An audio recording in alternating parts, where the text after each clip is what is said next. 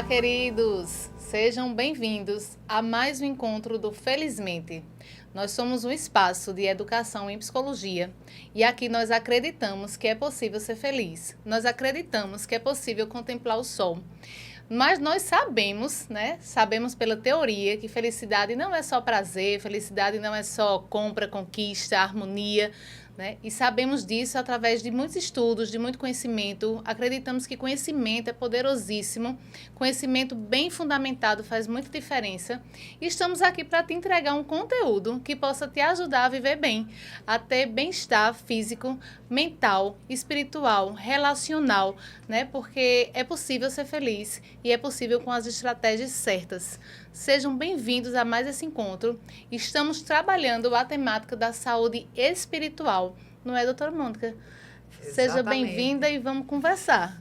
Eu sou Mônica Costa, sou neuropsicóloga, trabalho com psicoterapia, estimulação cognitiva e desenvolvimento de pessoas. E hoje a gente está vivendo no Brasil um advento que tem afetado ao Brasil inteiro, que é essa tragédia do Rio Grande do Sul. E, coincidentemente, nós estamos fechando a nossa série, onde nós estamos abordando a área de espiritualidade, onde nós falamos de amor, perdão e gratidão.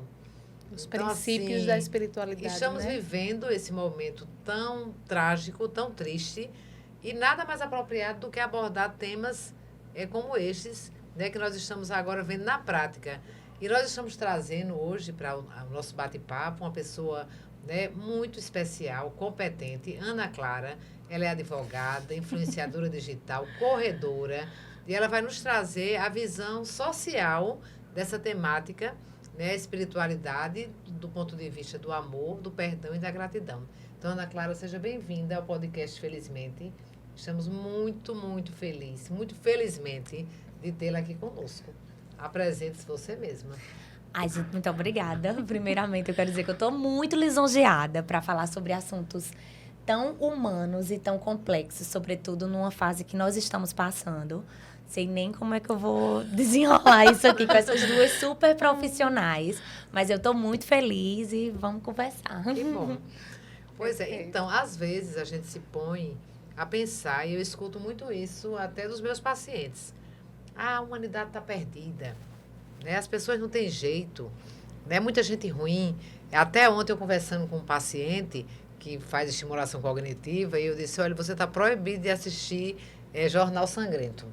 Nem jornal sangrento, nem filme de terror, porque a neurociência comprovou que quando você mantém o foco, né, das áreas neurais nesse estímulo de filme sangrento, filme de terror provoca medo, né, um medo forte. Aquela violência policial exacerbada. Então, o seu cérebro entende que a sua vida é isso aí. Né? Você fica realmente vendo tudo como se fosse sangrento, como se fosse temor. Aí eu falei, você está proibido de assistir. Então, muitas vezes, essa visão que a gente tem buscado no dia a dia, às vezes até por uma questão da mídia, faz com que nós vejamos o ser humano de uma forma muito ruim. E agora a gente está vendo diferente, não é, Ana Clara? O que você acha que, na sua concepção, como você pensa que as pessoas refletem sobre o ser humano do ponto de vista dos valores morais, dos valores espirituais? Eu costumo olhar o lado bom das coisas. Eu não sou uma pessoa pessimista. Eu me denomino até meio infantilizada, porque eu acho que eu acabo fugindo de coisas ruins, de conversas ruins, sabe? E isso pode até ter um lado ruim, né? Mas eu acho que a parte boa, ela predomina. Porque eu acho que é muito bom a gente ser otimista. É muito bom a gente olhar o lado bom das pessoas. Voltando para essa tragédia que a gente está vivendo agora, sim, no Rio Grande do Sul, eu acho que o ser humano está dando show de solidariedade. O que a gente tem visto são histórias maravilhosas. É história de gente se reunindo para salvar outras pessoas, para salvar bichos, para salvar... Teve a história do cavalinho caramelo, né? Que ficou 5 dias em cima do telhado e que comoveu o país. Eu nem vi esse caso. Foi. Ele passou... Eu não sei se foram 3 dias ou 5 dias. Acho que foram 5. Ele ficou em cima do telhado Sem conseguir nem sem movimentar. conseguir não sair, foi? totalmente ilhado. E comoveu muita gente e uma equipe de socorro especial precisou montar uma operação apenas para salvar Caramelo, porque era muito difícil, era um resgate muito Sim, difícil. sim, E sim. foi lá e pegou o cavalinho.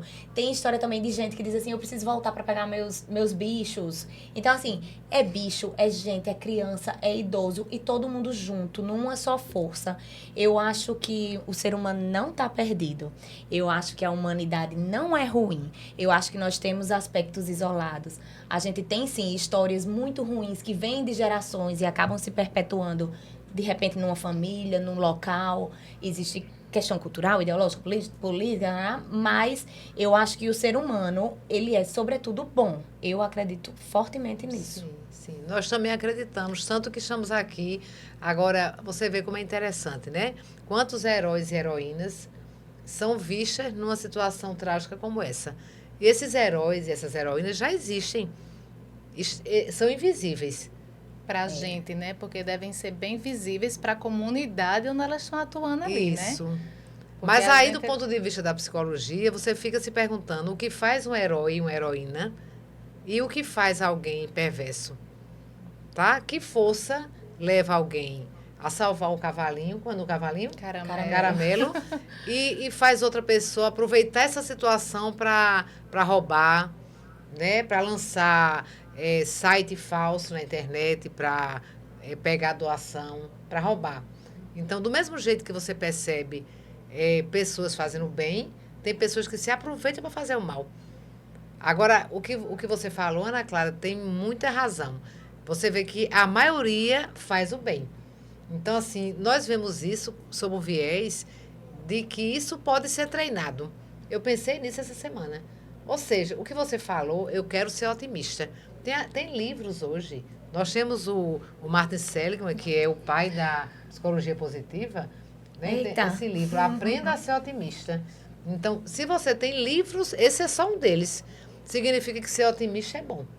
Ou seja, a gente não precisa ter nascido otimista, pode treinar Isso. a visão otimista. Exatamente. E o que você falou de pessoas que viveram tragédias na família, né? Gerações de pessoas traumatizadas. Pode mudar? Está provado que pode mudar. Então, assim, é muito interessante a gente perceber que os valores bons que levam ao otimismo, eles podem ser treinados. Não é verdade? Perfeito. Eu gosto muito daquela música de Rita Lee que canta Olha, todo mundo foi neném. E aí ela vai dizendo várias personalidades que fazem o bem, várias personalidades que não fazem o bem, não fizeram o bem, né? Que nasceu neném. Nasceu neném e o ser humano nasce naturalmente bom.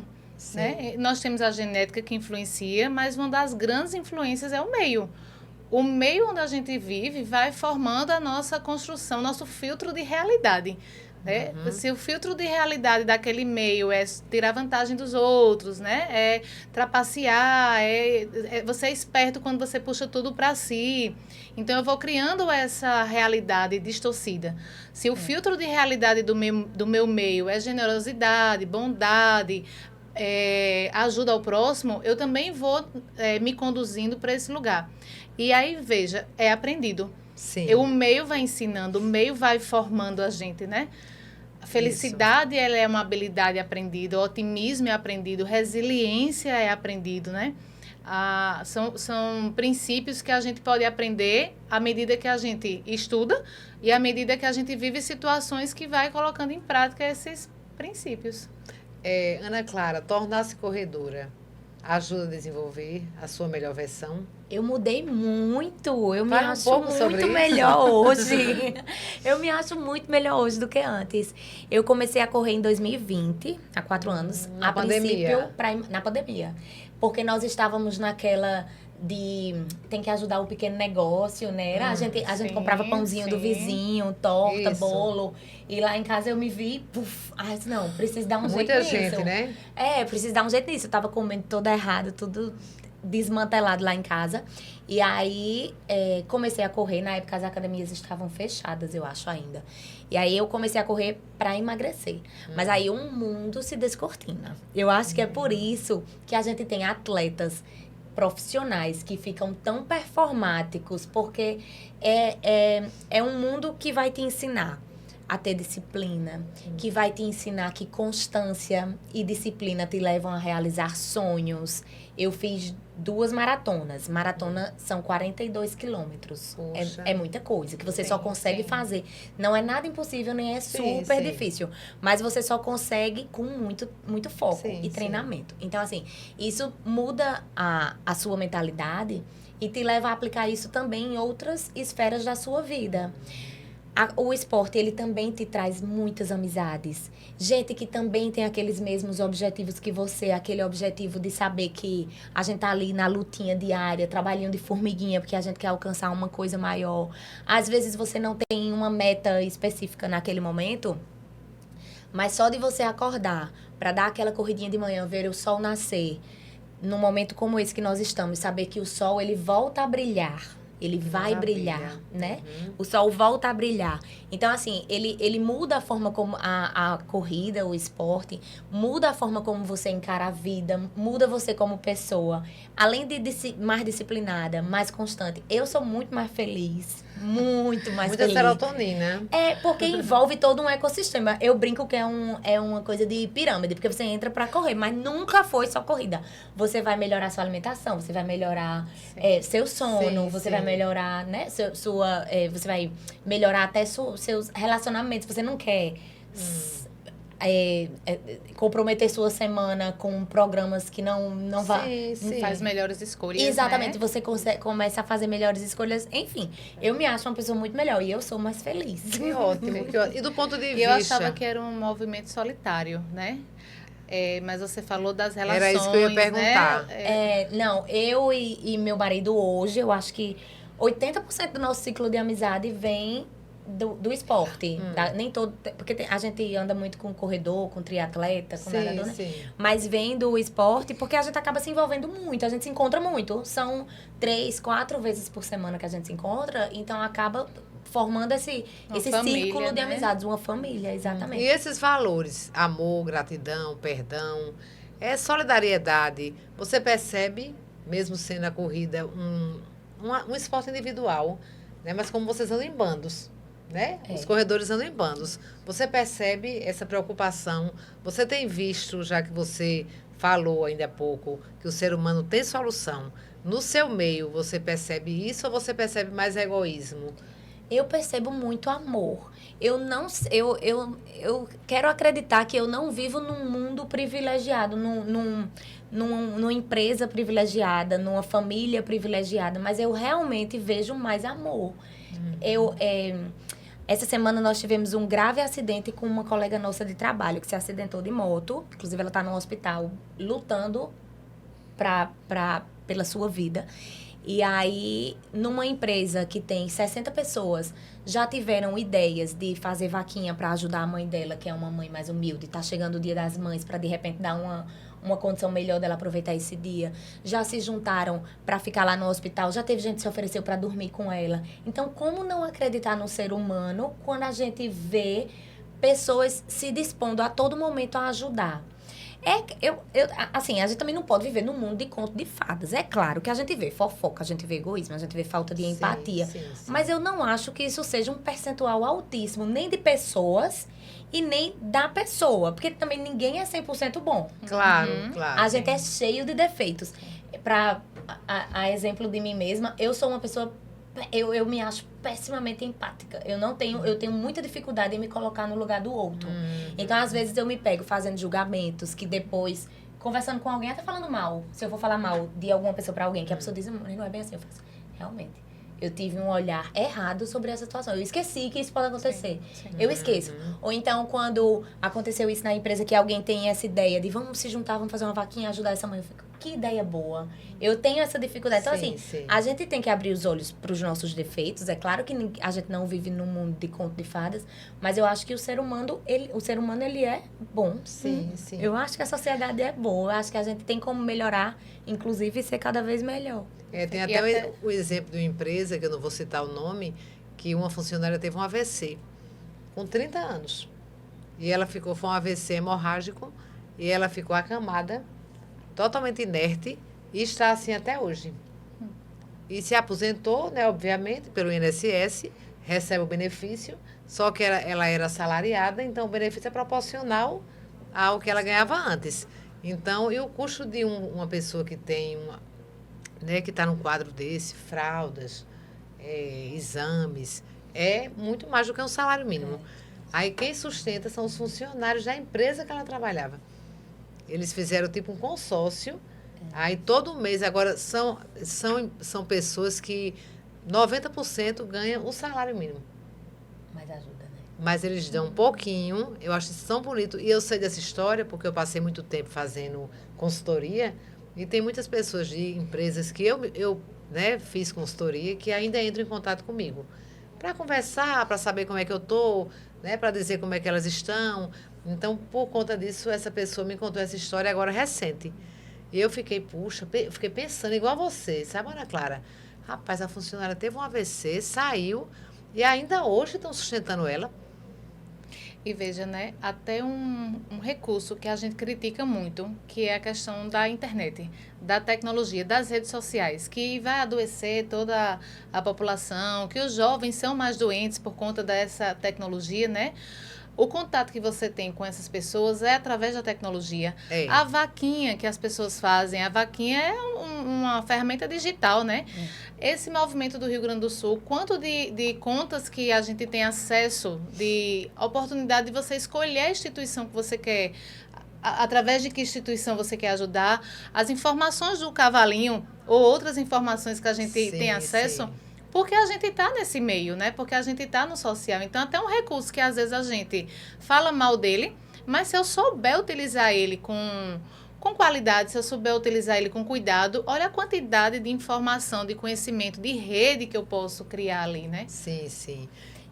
Essa matéria é muito discutida no curso de jornalismo, porque como a gente avalia essa mudança de transmissão de informações, esse assunto é trazido muito à tona.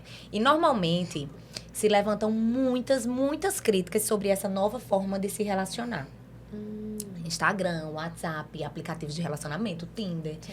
E as pessoas costumam se posicionar no sentido de que, não, a gente tá ficando muito mais isolado, a gente tá deixando de querer o contato físico, a gente tá deixando de ir no restaurante porque a gente prefere comer em casa. Eu já olho sob outra ótica. A meu ver, eu que uso Instagram, trabalho com Instagram. Sim, eu tenho um monte de amigo que eu nunca vi na vida, pessoalmente. Eu converso com as pessoas. Às vezes a gente troca fragilidades, confidências. A gente combina alguma coisa, discute algo. Gente que eu nunca vi na minha vida. Ou seja, a gente consegue até formar relacionamentos, amizades que eu nunca teria se não fosse isso.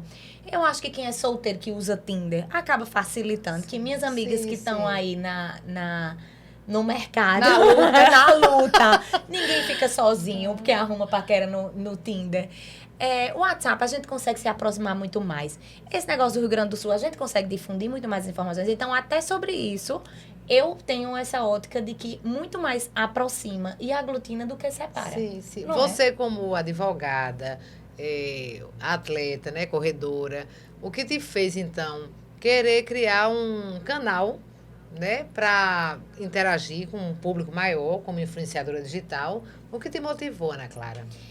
Eu comecei a advogar em 2008. Era uma época em que os advogados, a maioria, né, claro, não todos, mas a gente advogada, a gente era muito acostumado a se formar, se preocupar muito com a técnica e não se preocupar com essa coisa de trazer clientes, de ter criatividade, de empreender. Empreender na advocacia. Sim. Não se falava muito nisso. A gente como também na medicina, na psicologia, né? Acho que o nosso código de ética também influencia muito nisso, porque proíbe algumas opções mercadológicas. Mas aí a gente se limitava a isso, a se preocupar muito com a técnica. Só que isso foi lá em 2007. Aí, em meados de, 2020, eu comecei a sentir muita falta dessa criatividade. Como eu estava acostumada a essa forma de trabalhar, em que eu não me preocupava com isso, eu comecei a sentir falta. Até porque, pela minha essência, eu sou uma pessoa que eu gosto de coisas diferentes, eu gosto de pensar numa coisa exclusiva, de pensar numa opção diferente do que se usa, enfim. E aí eu comecei no Instagram mais como essa brincadeira. Eu comecei, acho que eu nem lembro se foi com corrida, mas eu comecei mais com essa brincadeira, de brincar com a criatividade. E aí eu acho que é como você disse, tudo, aquilo que a gente foca se expande, né? Isso. Aí de repente você começa a identificar ali umas habilidadezinhas que nem estavam sendo usadas, Sim, que eu nem sim. lembrava que tinha, e foi se desenvolvendo. E a criatividade, porque nesse meio a criatividade acredito que acho que é a característica número 1, né? Para você lidar, além da estratégia, que Instagram é estratégia, você precisa ter muita criatividade. E isso aí você tem. Aí voltando aqui à questão dos valores, né? Amor, perdão e gratidão. A gente já viu que esses valores são bons, né? Predominantes, né? Que o ser humano é bom, mas tem um outro viés. Tem pessoas que são congeladas diante de certos cenários, como este, por exemplo, que está acontecendo agora. Né? Tem pessoas que, nada, isso é só mídia, né? Isso é só política. Ou pessoas que ou não sentem, eu não vou nem falar dos aproveitadores, tá? Aí já é um outro público, mas pessoas que são insensíveis. Como será que nós avaliamos, Thaís, na psicologia, estes insensíveis? Ser insensível é ser durão, é ser controlado emocionalmente? Eu acho que ser insensível é ser ferido. Nos meus estudos, o insensível ele é ferido e ele vai se bloqueando. Ele é tão ferido, talvez nessa infância, né, na construção de vida dele, que ele vai se bloqueando de tal forma que ele se fecha, porque quando ele se acessa, dói demais. Né? As nossas emoções, elas são maravilhosas, elas são bússolas, elas são comunicadoras, mas se a gente não souber usar, ou se ela não vier na medida certa, uma infância onde a gente é muito ferido, onde a gente é muito abusado, desamparado, desprotegido, causa bloqueios. Né? E esse bloqueio, muitas vezes, faz com que as pessoas realmente não tenham... A gente não tem para dar. Né? A gente não tem o amor para dar, a gente não tem o perdão para dar, a gente não tem a gratidão para dar, porque a gente foi tão ferido que o filtro de realidade que eu vejo a vida é doloroso. E eu me bloqueio. Eu me lembro de um BBB que teve, aquela Carol Conká, e que ela foi muito famosinha. Ela foi cancelada. Isso. Eu ia dizer isso, foi cancelada. É assim que se diz. E que ela tinha um comportamento de ferir muito. E no próprio programa ela diz assim, mas eu fui tratada assim pela minha mãe. A minha infância foi toda com esse tipo de tratamento, né? Então, assim, os insensíveis, os maldosos, muitas vezes eles usam essa estratégia de autodefesa. É uma estratégia de autodefesa, né? Para que eu possa proteger a minha criança ferida, que não tem capacidade de lidar com todas as emoções que isso gera. Porque a gente, quando acompanha esse movimento, por exemplo, do Rio Grande do Sul, é tristeza. É angústia, é ansiedade, é um senso de incapacidade. Então, eu tenho que ser muito corajoso para me conectar com essas emoções. Sem dúvida. Eu preciso ter capacidade de me conectar com emoções tão desagradáveis. Mas, para isso, eu tenho que ser bem resolvido com as minhas emoções. Se eu tenho bloqueio, se eu tenho feridas, eu crio canais e mecanismos de autoproteção, porque eu não tenho capacidade de lidar com isso. Interessante. E eu percebi, Ana Clara, né, pela sua fala... Parece que não é porque foi pandemia, não, porque de fato a pandemia foi o meridiano dos tempos, desses últimos tempos, né? É como tem antes de Cristo, depois de Cristo, é antes da pandemia, depois da pandemia. Eu percebi na tua fala que a pandemia foi um marco na tua vida para muitas coisas. Para a questão de você se tornar influenciadora digital, para a questão de você se tornar corredora, né? E hoje você ter essa performance, e obviamente que você buscou, porque a gente só busca aquilo que nos dá satisfação. É como se você tivesse alguma coisa que você estava procurando. E você encontrou. Exatamente. Né? Então, assim, aí vem a questão, eu achei interessante. Eu sou muito otimista. As pessoas me chamam muito de Alice no País das Maravilhas. Eu também estou Poliana. E a Alice também. Mônica você parece a Alice no País das Maravilhas. O mundo caindo. Mas acontece que eu percebo pela tua fala e pela tua graça... E pelo que eu sei, que eu já fui muito e que hoje eu estou resgatando, eu estou buscando resgatar a Alice, que a Alice é aquela pessoa que consegue realizar coisas. Né? Tanto na crise, como e você vivenciar as oportunidades que a vida lhe oferece. Porque tem pessoas que estão diante de digamos assim, uma viagem. né? Eu já tive oportunidade de estar viajando com pessoas. É só isso, é. Coisa sem graça. Aí eu fico olhando, que coisa ridícula, uma coisa maravilhosa. A pessoa dizer, é só isso? Como é só isso? Né? E já tem pessoas que quando estão tomando sorvete, diz, meu Deus, que sorvete maravilhoso. Então consegue, né, encontrar a essência da vida. A paixão Eu ordinário. percebi isso em você. Ai, que coisa maravilhosa. Eu fico feliz. Eu fico feliz eu fiz uma boa leitura. Isso é muito bom. Sim. Né? Isso é muito bom. Eu acho até que às vezes é chato conviver comigo, sabe? Porque eu sou muito... Eu sou feliz. Ótimo. Eu sou feliz. A felicidade incomoda. E eu até pergunto às psicólogas aqui presentes. Num momento como esse, essa semana, eu me vi muito deprê. Teve esse acidente em nossa colega de trabalho, juntando com as 1000 reportagens que a gente vê do Rio Grande do Sul, que apertam teve um o acidente. coração. Essa que você falou. Foi agora, acho que foi segunda-feira. E aí, eu me vi muito deprê. E eu fiquei... É como se, pra mim mesma, eu tivesse que estar enlutada, sabe? Eu disse, não, peraí. Aí tinha corrida no dia, não quero ir correr. É como se eu me cobrasse não ter satisfação na minha rotina por conta dos meus irmãos sofrendo. Eu acho que eu passei dias assim. Culpada, né? É como se eu me sentisse culpada De ser porque tá feliz. tudo certo aqui. Entendi. E aí passei uns dias assim e depois eu disse, não, peraí. Uma tristeza sem ação não quer dizer nada. Uma tristeza sem nenhuma atitude não quer dizer nada. Não adianta de nada. Antes que eu estivesse feliz, sorrindo e fazendo alguma coisa, fazendo minha parte, meu trabalhinho de formiguinha, do que ficar assim, não adianta, né? Foi quando caiu minha ficha. Eu acho que muita gente deve estar assim também, né? Sem se permitir. Sim. É interessante seguir a a sua fala, vida. porque é como se fosse a gente chama isso de incongruência na psicologia. Só que essa incongruência, ela tá fora pelo julgamento das pessoas. Por exemplo, a minha mãe faleceu há menos de 2 meses. Vai completar 2 meses. Né? E foi uma semana muito difícil, outra semana devastadora, a semana da doença e a semana depois que ela faleceu. E eu voltei a trabalhar. E muita gente, mas você já está trabalhando? Eu disse, eu vou ficar fazendo o quê em casa? Eu preciso sair, eu preciso continuar. E sábado foi meu aniversário. E a gente fez uma reunião familiar, né? Só a família mesmo, porque a gente ainda está nesse processo, mas a gente fez a reunião, a gente fez o almoço, a gente fez o bolinho, a gente fez as fotos, sentindo saudade, né? Lembrando, vez aqui, vez ali, né? ou em todas as vezes, lembrando da presença dela, da fala dela. Mas, assim, a gente não pode cair, né, mediante uma onda que a vida nos impõe. Exatamente. Tá? Se aquelas pessoas lá do Rio Grande do Sul resolverem todas entrarem em depressão, quem é que vai cuidar das que estão precisando de cuidado? Pois é. Entendeu? E a orientação que eles dão, essa semana eu acompanho muito material de intervenção psicológica em crise. Porque a gente trabalha em consultório. O ambiente do consultório é um ambiente totalmente diferente de um ambiente de crise psicológica, né? Sim. A gente atende casos, mas a gente não atende em loco.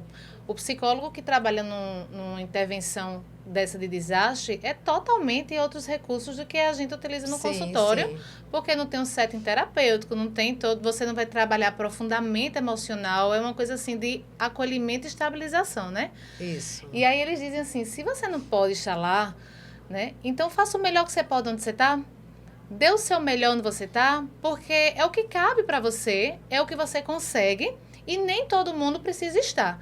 Às vezes você precisa estar bem onde você está, porque essa onda vai reverberando em todos os lugares, né? E fora que o sofrimento, a maneira como a gente sofre, por exemplo, eu me peguei várias vezes indo para o ecomedical, no carro chorando. Né? E quando eu chegava lá, enxugava as lágrimas, me organizava e ia atender esses dias. Aconteceu várias vezes isso comigo. Mas eu sabia que era normal. Porque não tem como não se emocionar. Ainda né? hoje, quando eu chego na casa dela, como hoje eu fui, que olha a foto, aí a gente chora, eu e minha tia. Mas eu estou seguindo a minha vida, estamos todos seguindo. Então, assim, eu estou contando esse exemplo pessoal, Porque às vezes a gente pensa que a gente tem a ideia de que é só o outro, aliás, só você sofre, o outro não sofre, né? O outro não tem problema, o outro não passa por dores. E a gente tem um hábito humano de medir a dor dos outros. Até Edith Egger fala muito sobre isso, que é uma psicóloga que tem um livro chamado... Eu falo muito sobre esse livro aqui no podcast. Nós falamos, né? Fizemos até um capítulo só sobre ele, que é A Bailarina de Auschwitz. Tá na minha lista. É muito bom. E ela fala assim, que eu recebi uma paciente que estava super deprimida, porque o marido comprou uma Ferrari para ela amarela. E ela queria uma Ferrari vermelha. Que é o clássico da Ferrari, é vermelho, né? Aí o marido comprou amarelo, também esse marido muito mau gosto, né? Vamos combinar. Mas enfim. Aí depois ela recebeu uma mulher, outra paciente, que a filha recebeu o diagnóstico de leucemia.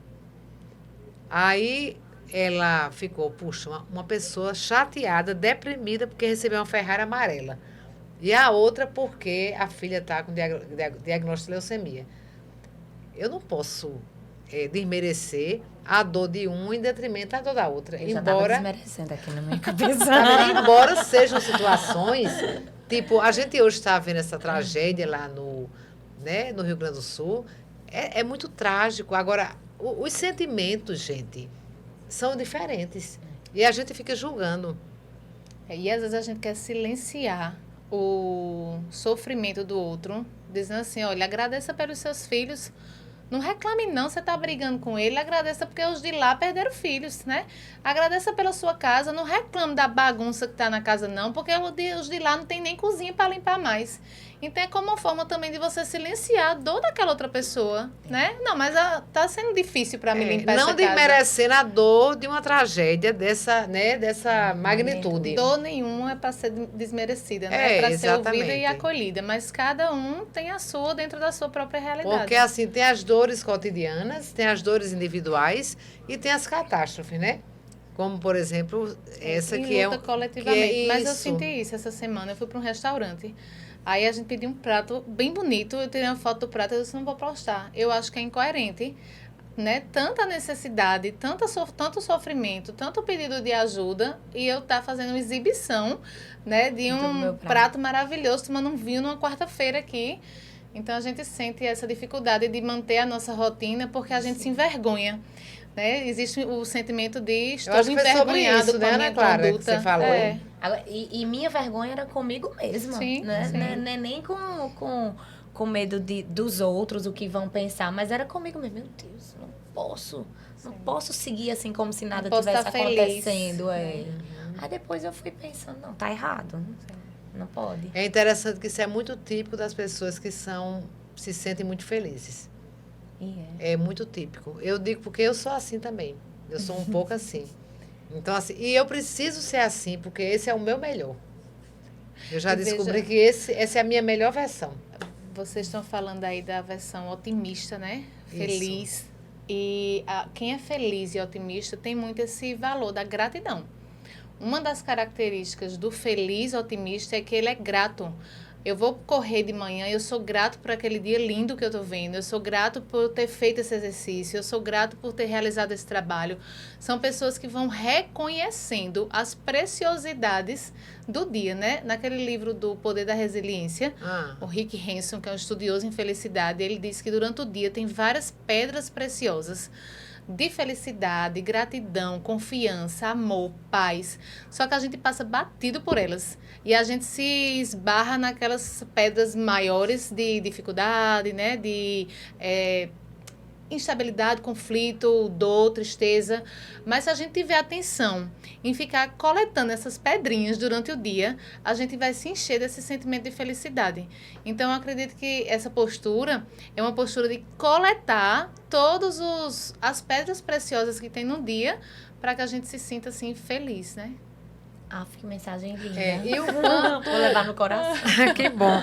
E esses sentimentos... esses fraternos, amor, gratidão, perdão, do ponto de vista do cérebro, né, ele, vamos falar a palavra revitalizar, revitaliza o cérebro. Quando a gente foca o negativo, quando a gente foca com muita ênfase o sofrimento, a gente afeta o circuito neural. É como se você estivesse colocando o cérebro para trabalhar. Sabe um carro que trabalha sem combustível? Não dá, né? Para um carro andar sem combustível, sem óleo, sem trocar o óleo no tempo certo, acaba batendo o motor. Pronto, o óleo acho que é o exemplo mais certo. Então, o seu cérebro, eu estou falando de uma coisa objetiva, não estou falando de nada subjetivo, né? Porque a psicologia tem um viés muito subjetivo. Eu estou falando da área neural, né? Da área da neurociência. Então, você está usando o seu cérebro, eu estou comparando com um carro que não foi trocado óleo. Então, o que faz com que as substâncias neurais, né, que nós produzimos no cérebro, e que essas substâncias são responsáveis por todo o funcionamento, e o que faz a gente produzir no tempo certo, na medida certa, é o bem-estar. Produzido pela corrida, por exemplo, produzido pela uma risada gostosa, uma noitada de vinho com os amigos. Gente, até fazer o bem. Aliás, inclusive fazer o bem. Não vou usar a palavra até. Inclusive fazer o bem promove. Veja que quem faz o bem sente-se melhor do que quem recebe o bem. O Rick Renzo, ele também tem um exemplo no livro, não nesse O Poder da Resiliência, mas O Cérebro e a Felicidade, que ele diz que toda vez que ele estava mal, a mãe dele dizia assim, saia e só volte quando você ajudar alguém. Porque ele ele saía, ajudava, e quando ele voltava, ele já voltava com outro astral, com outro humor, né? Com outra energia, a energia do bem, do bem-estar.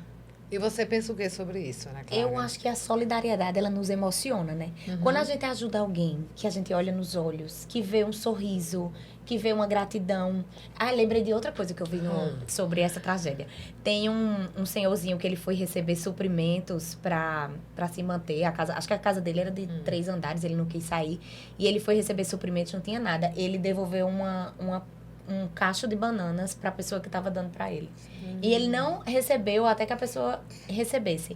Então, assim, um sorriso que a gente vê quando a gente ajuda. Eu perdi o raciocínio. Não, você estava falando da tragédia, né? Desse exemplo do... Né? Porque eu acho que quando a gente ajuda, quando a gente tem essa solidariedade e a gente vê no outro, a gente resgata a nossa humanidade. E aí a gente vê que tanta coisa não vale a pena, né? Tantas outras coisas não valem a pena. Eu preciso ser instada a ser solidária, sendo muito sincera. Eu não sou daquelas, como eu te disse, eu acho que... Eu não me acho uma pessoa empática.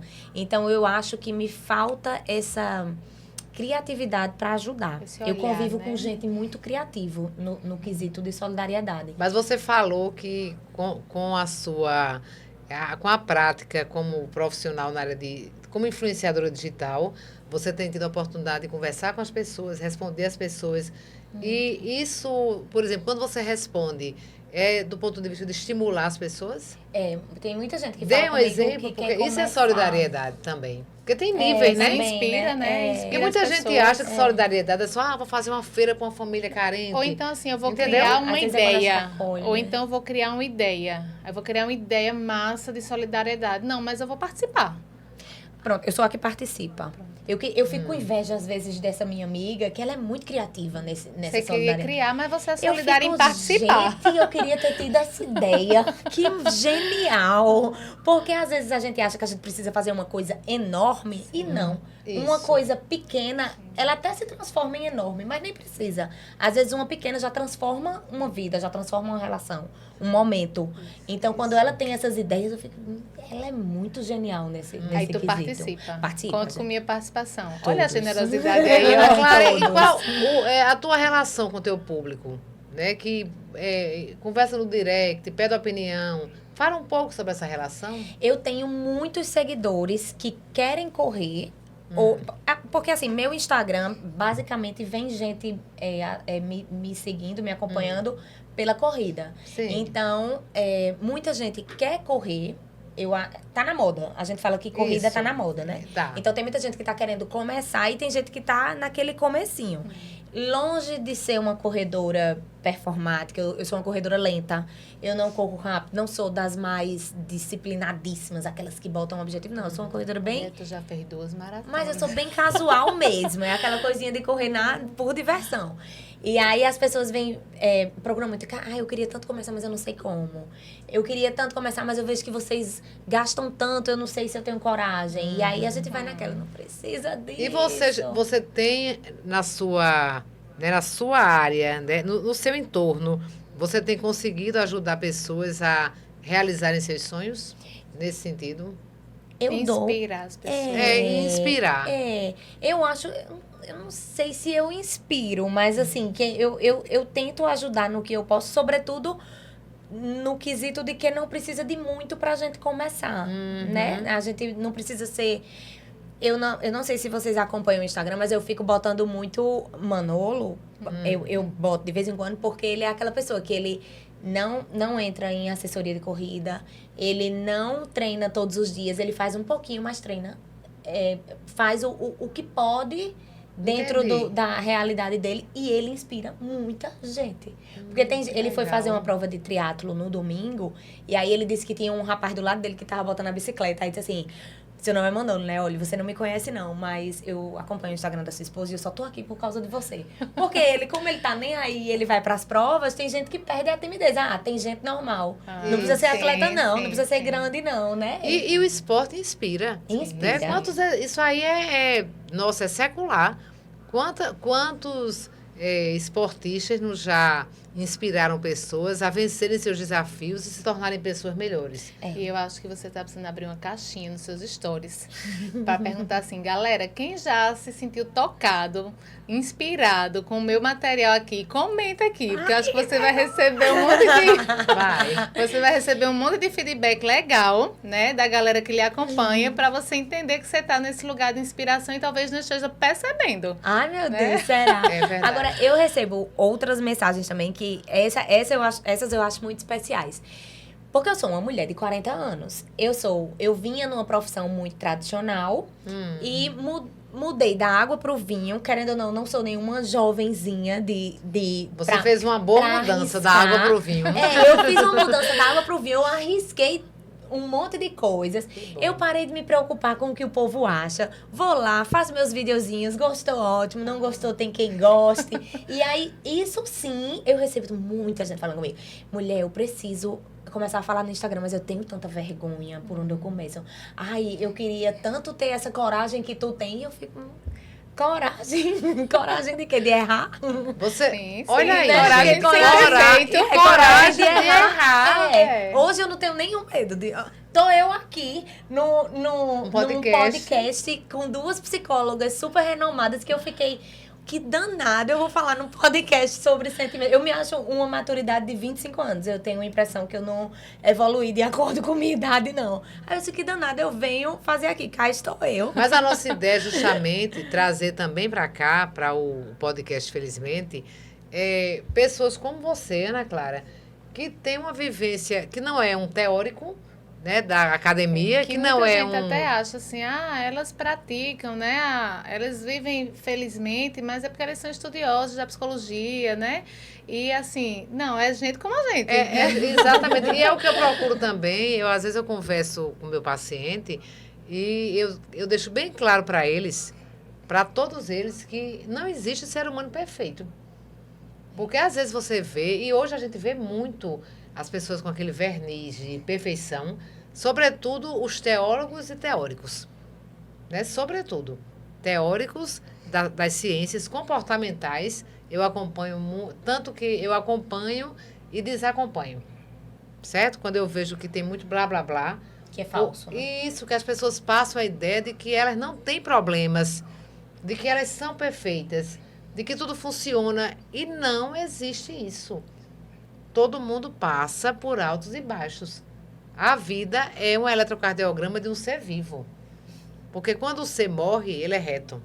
E veja, né, a gente falou do amor, sim, da gratidão, e a gente está falando agora do perdão, que deveria começar no auto-perdão. Porque isso. Olha como a gente se cobra a ser perfeito, a não errar, né? A não reconhecer nossas limitações. Então, o perdão... Nada a gente dá ao outro que a gente não tenha, né? Então, se eu tenho um amor para dar, é porque eu tenho amor. Então, eu vou dar. Tá tão transbordando que eu vou dar. Se eu sou grata, é porque eu tenho esse olhar de reconhecer as coisas boas que a vida me dá, né? E se eu tenho perdão, o auto-perdão, eu consigo perdoar o outro. Mas veja que a gente começa a ver aqui como é difícil esse auto-perdão, como é difícil a gente se perdoar pelas nossas incapacidades, limitações, incoerências, incongruências mesmo, né? Eu acho que dos 3 valores é o mais difícil e é difícil começar com a gente mesmo. Eu também acho. É de se auto-perdoar. Isso, né? É verdade. De ser imperfeito, Sim, de errar, sim. de mostrar vulnerabilidade para que as pessoas vejam a humanidade, né? Uhum. Porque quando você se mostra humana, como por exemplo, você tá demonstrando aqui conosco as suas humanidades. Isso é muito bom. Eu faço um esforço, a disciplina. Gente, disciplina não é fácil. Porque às vezes você não tem vontade. Eu também gosto de fazer um esportezinho. Às vezes de manhã eu olho para a janela, tá? Né, a janela com aquelas orvalho da madrugada. Aí eu digo, não, tá chovendo. Às vezes nem tá. Aí eu penso, não, preciso fazer meu O treino. nome desse é auto-engano. Exatamente. Aí eu levanto e vou. Aí quando eu faço, aí eu me sinto bem. A gente se sente, né? Porque aí vem esses hormônios que são produzidos no cérebro. Nesse caso da atividade física, serotonina, endorfina, dopamina. Né? Então, eu estou colocando óleo no meu carro, né? Para que ele funcione melhor.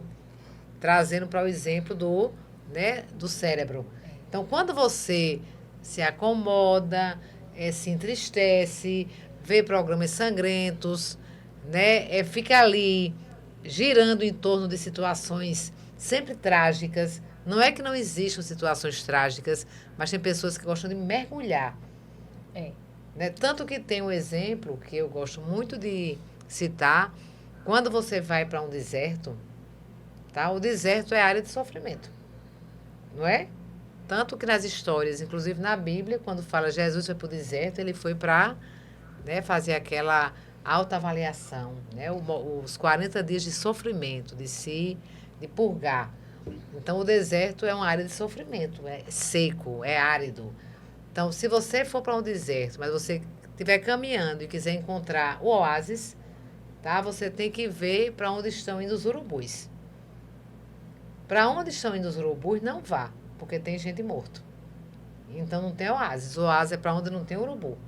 Então, quem são os urubus? São aquelas pessoas, trazendo para o exemplo, são aquelas pessoas que só pensam em coisa ruim. Né, que gostam de estar ali nadando, sabe, na tragédia, na desgraça, que tem prazer em contar, né, em passar uma notícia ruim. Isso, de uma certa forma, se você for avaliar à luz da psicologia, é um distúrbio. Né? Pode ser um distúrbio. Acaba sendo um distúrbio se eu for só otimista ou se eu for só negativo, né? Então, a realidade, ela está no meio do caminho. Isso. Eu gosto muito de uma frase, eu uso muito no consultório, que diz assim, um homem olha por uma janela, na verdade, assim, 2 homens olham por uma janela. Um vê a lama e o outro vê as estrelas. Então, tem a lama, mas também tem as estrelas. Eu preciso entender que tem a lama, mas tem as estrelas, né? Então, eu não posso olhar só para as estrelas e achar que é tudo estrela. Isso. E eu também não posso olhar só para a lama e achar que tudo é lama, né? Então, eu preciso ficar entendendo esses 2 universos. Aí, eu acredito que está a normalidade. Né? É o princípio da realidade. Mas tem pessoas que só veem a lama. Isso. Até porque se alimenta muito da lama, como você disse, vê notícia, vê filme, vê tudo. Então, vai criando uma distorção de que tudo é ruim, né? E você pode pesquisar as pessoas que são vencedoras. O que é uma pessoa vencedora? É uma pessoa que supera. Porque ser vencedor depende daquilo que você quer.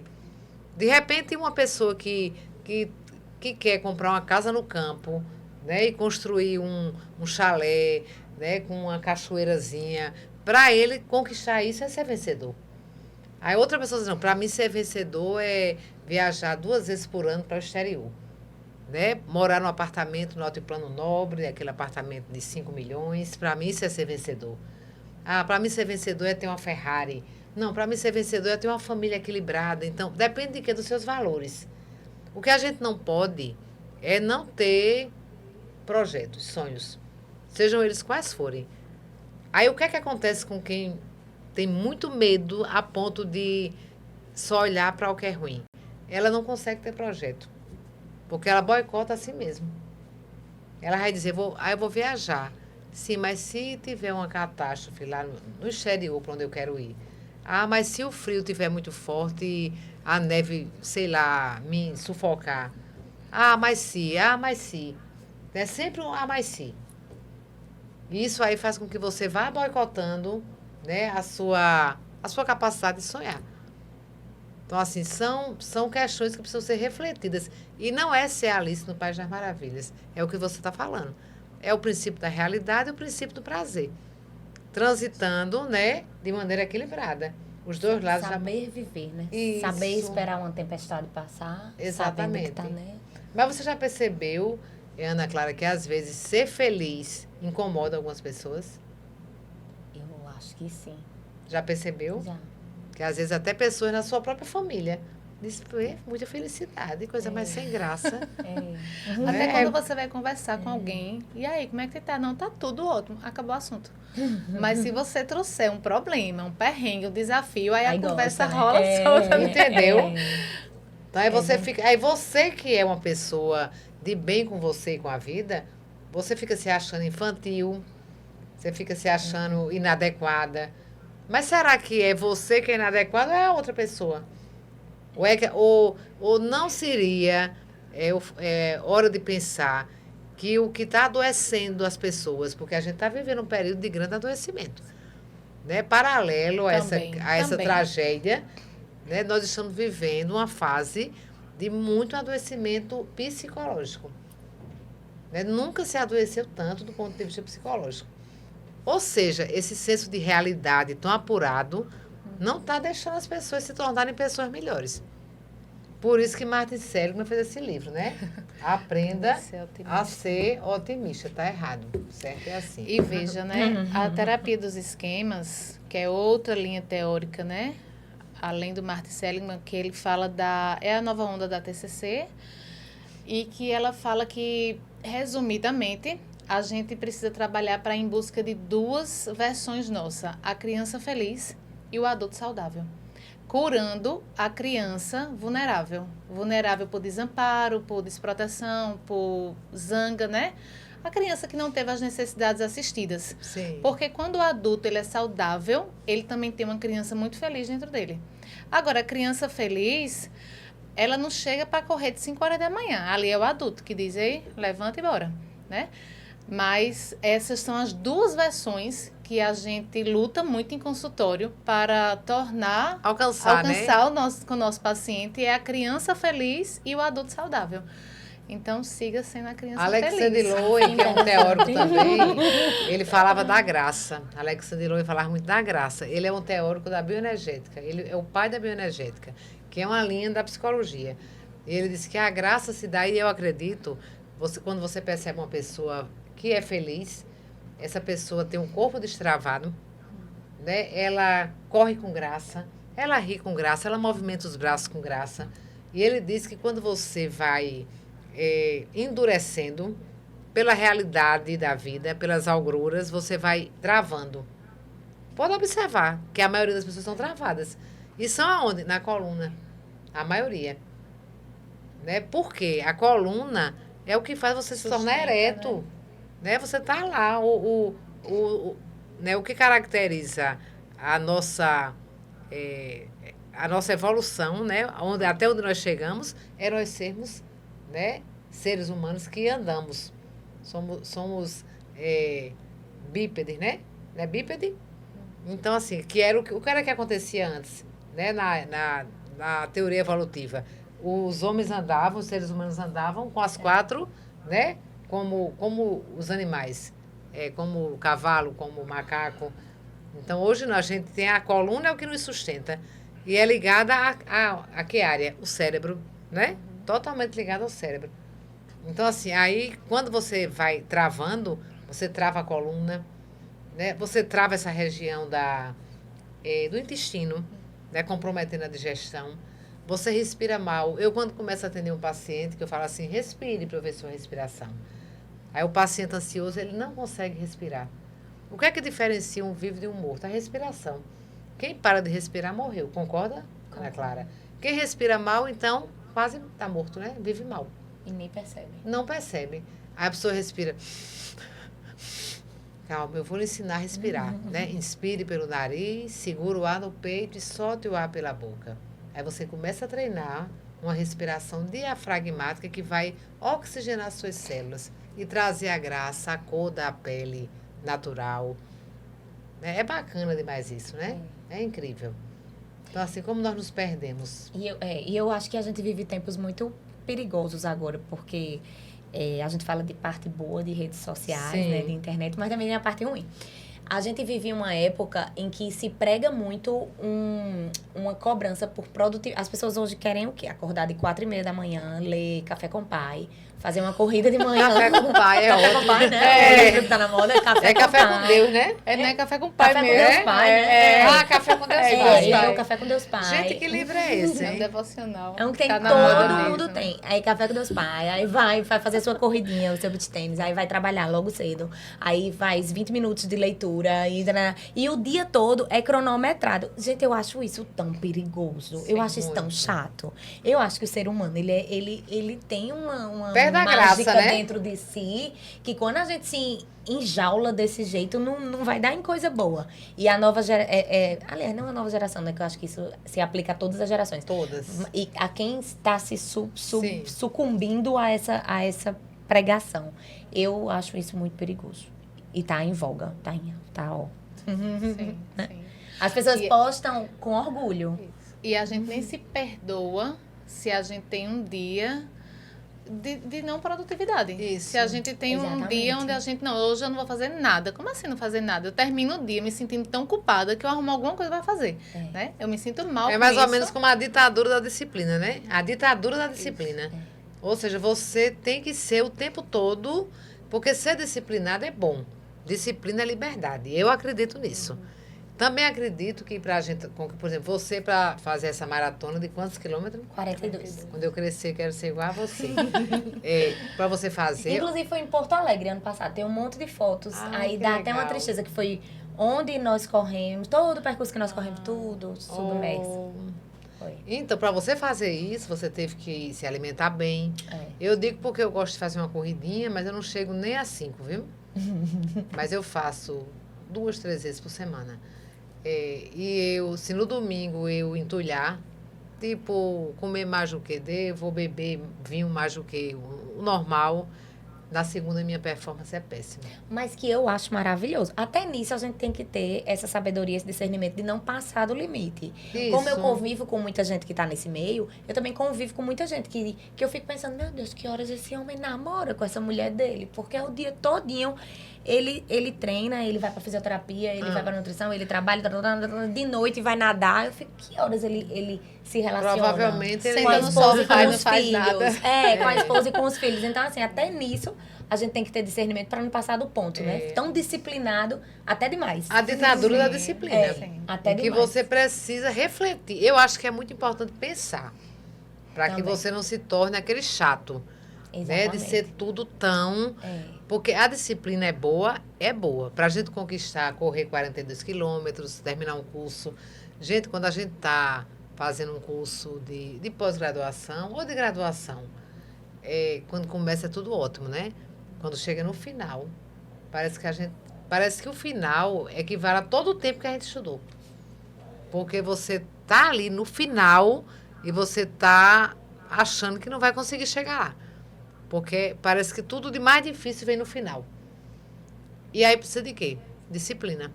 Né? E é bom a disciplina? Ótimo, para a gente conquistar. Porque a vida é feita de conquistas. Agora, a gente tem que ponderar justamente essa, vamos chamar de flexibilidade, né? O quanto eu estou sendo rígida demais comigo.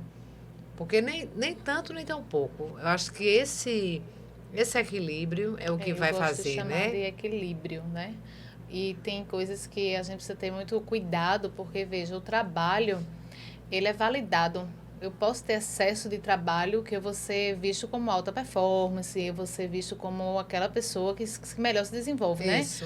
A atividade física, ela também é validada. Então, quanto mais eu tiver nesse cuidado, quanto mais eu tiver nesse investimento, eu vou ser melhor reconhecido. Isso é muito perigoso para a gente perder a mão. É. E as pessoas elogiam, né? Eita. Exatamente. E sobre esse assunto eu tenho uma decisão. Eu não tenho a menor intenção em ser essas mulheres maravilhas que dão conta de tudo. Ótimo. Não tenho, nunca tive. Eu adoro delegar, eu adoro que aceitar ajuda, eu adoro dizer, Muito não, bem. pra mim tá demais, eu vou desistir. Desistir de uma decisão que eu tomei porque não tá dando certo, sabe? Isso aí eu já tenho decidido na minha vida. Eu não tenho filhos, né?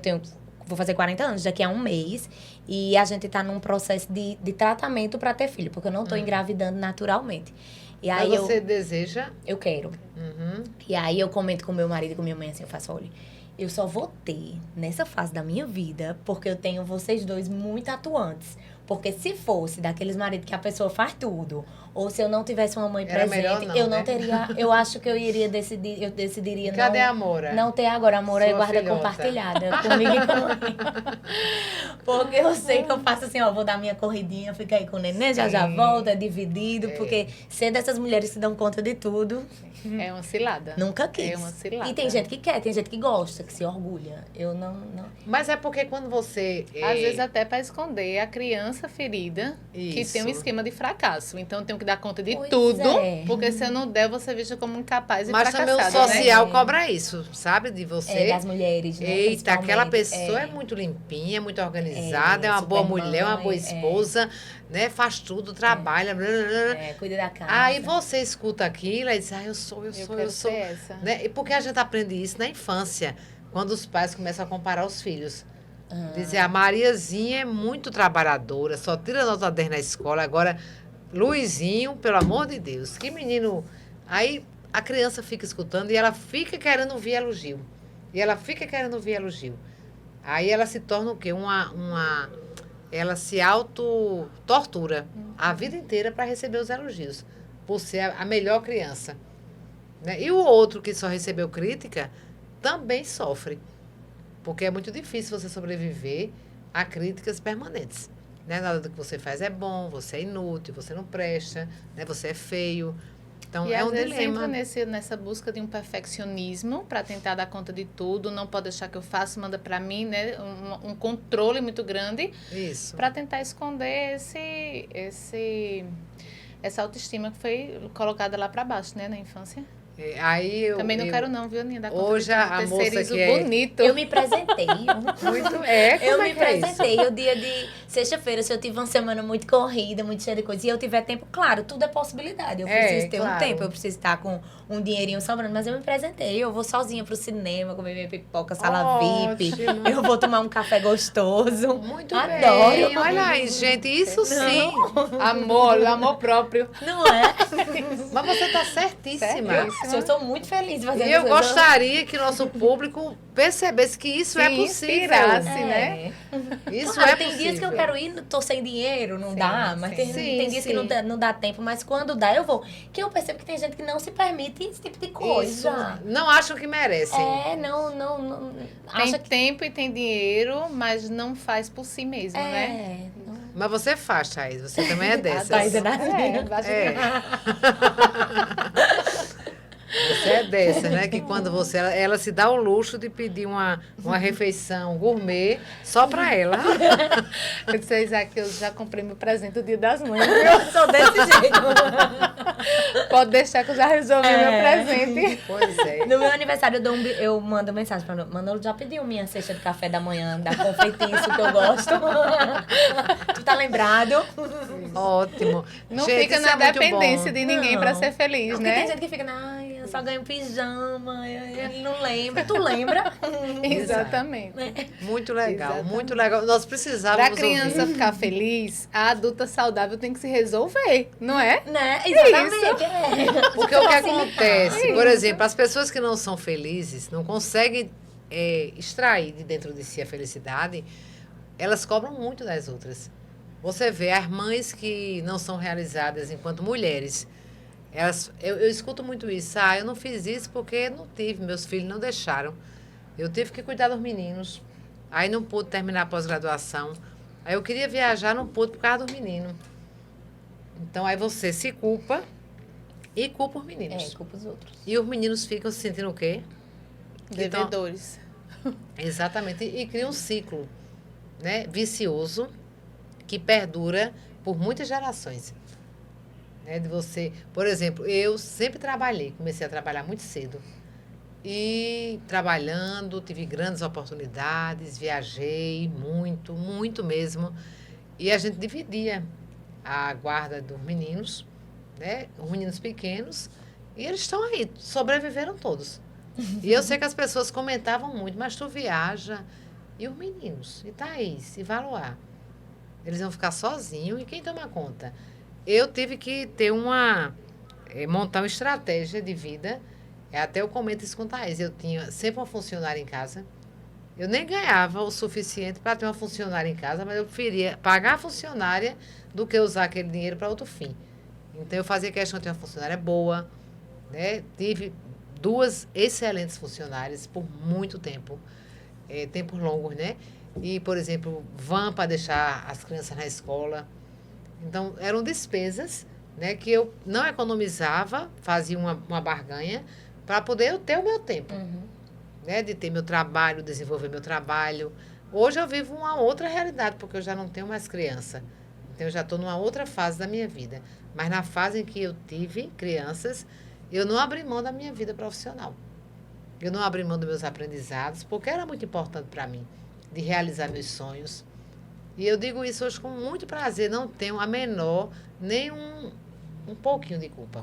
Nada, zero culpa. Perdão completo. Total, porque hoje eu não digo assim, olha, eu deixei de ir para não sei para onde por causa de vocês. Eu deixei de fazer isso por causa de vocês. Não existe isso. Eu vi uma situação assim que eu achei surreal, de uma mãe que cobrou o filho que ele devolvesse o dinheiro que foi pago no ensino médio dele quando ele começasse a trabalhar com a vida profissional. Gente. Mas eu investi. A mãe, eu abri mão de tantas coisas para investir numa escola tão cara, né? Com recursos tão caros. Gente, o que é isso? Você deu aquilo ali porque é da responsabilidade dos pais. Isso. Você escolheu a escola. Porque a criança não escolhe a escola que vai estudar, não. Quem escolhe a escola é um investimento, isso, né? Que o pai faz para o filho poder no futuro. Mas às vezes abrir mão de tantas coisas para colocar naquela melhor da melhor escola. É tão sacrificante que chega uma hora que passa a conta de volta. Ei, tá aqui a conta, porque eu me sacrifiquei tanto, mas sem entender que essa escolha é minha. Com certeza. Essa escolha é minha, essa escolha não foi dele, né? Exatamente. Mas bem surreal. Totalmente. Então, resumindo, né, o que nós queríamos trazer para nosso público hoje é a ideia de que o otimismo faz bem, né, de que nós estamos vendo que as pessoas são realmente desenvolvem valores como amor, como perdão, como gratidão, e a gente está vendo isso hoje com essa situação que a gente está vivendo, né, no Rio Grande do Sul. A gente está vendo tantos heróis e heroínas.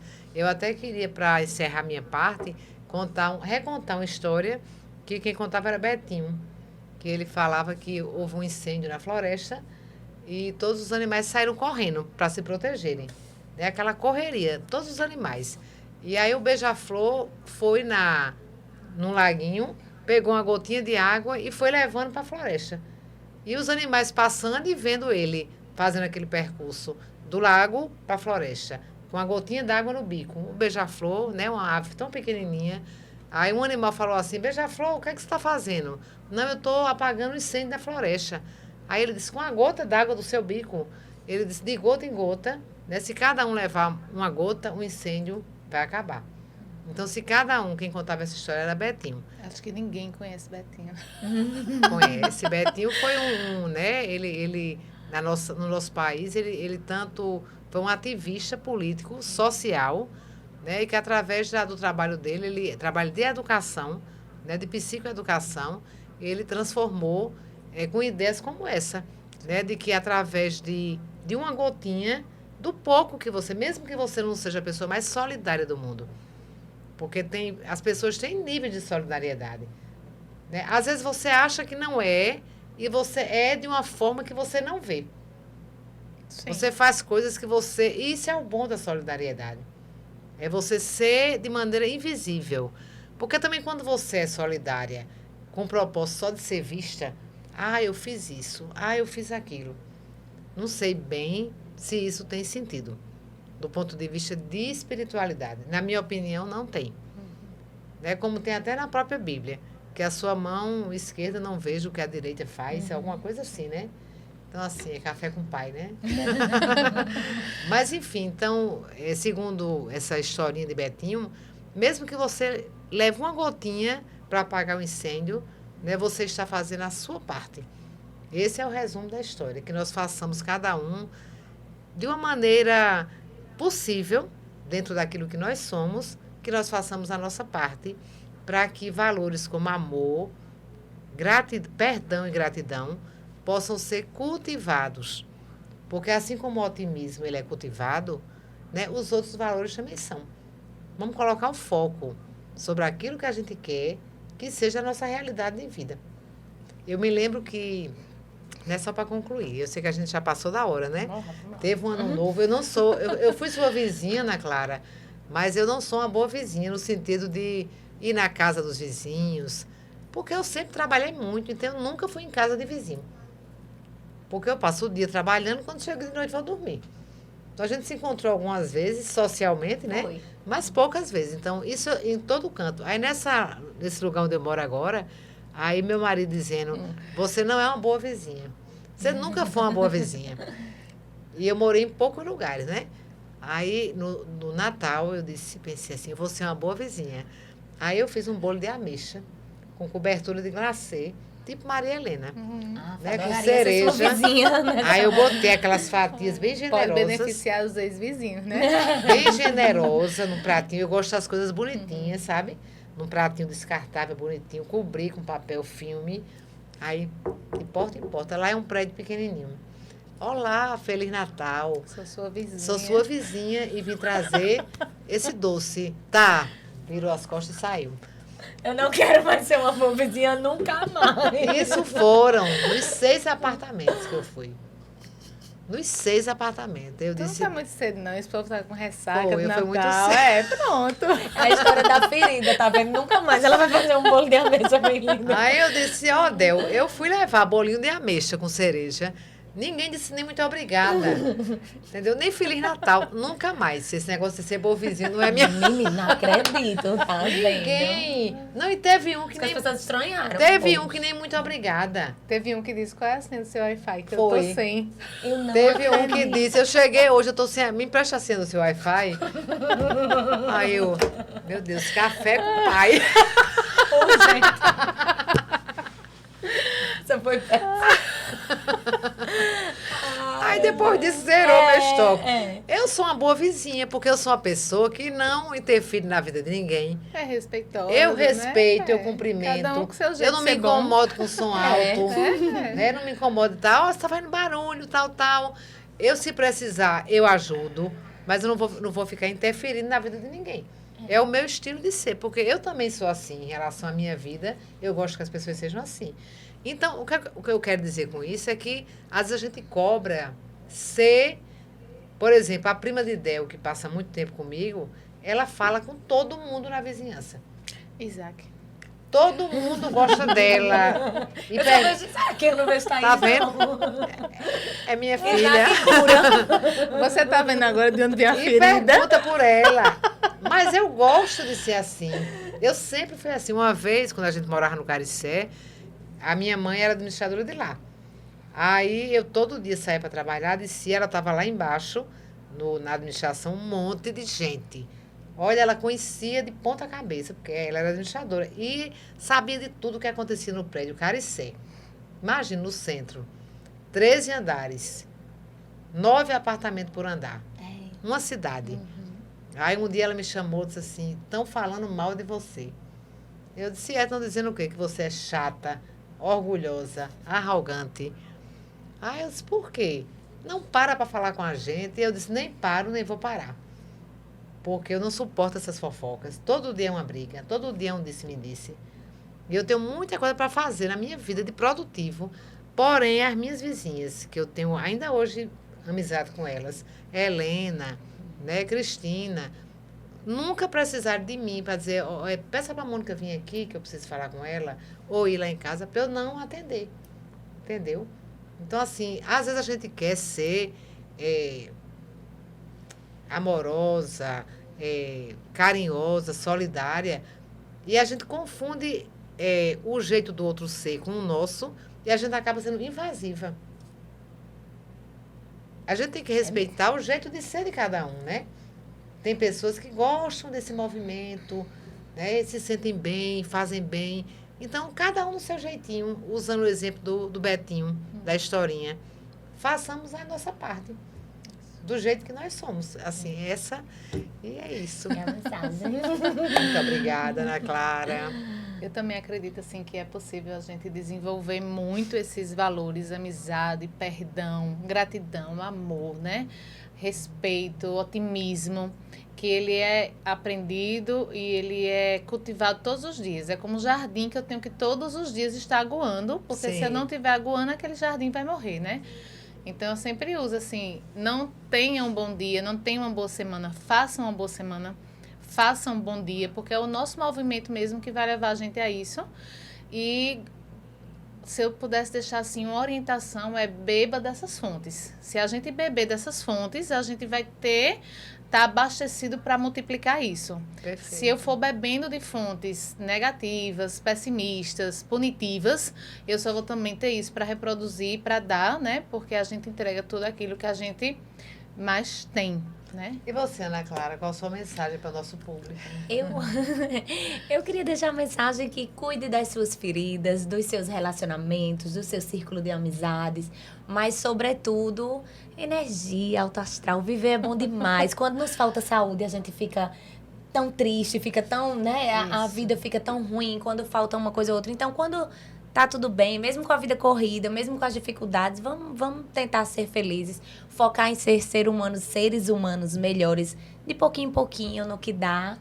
E se ajudar, né? Isso. Se ajudar. E o E bolo, se perdoar no que não dá. e o né? bolo de ameixa no Eu Natal, tenho né? problemas com isso, viu? Com auto-perdão. Vamos trabalhar isso, vamos trabalhar. Terapia, né? Nós temos um transformar. slogan, É um né? drink, Fala, Thaís. É Mais um pouco. É um brinde de finalização, porque todo mundo que é feliz brinda, né? O brinde não é feliz.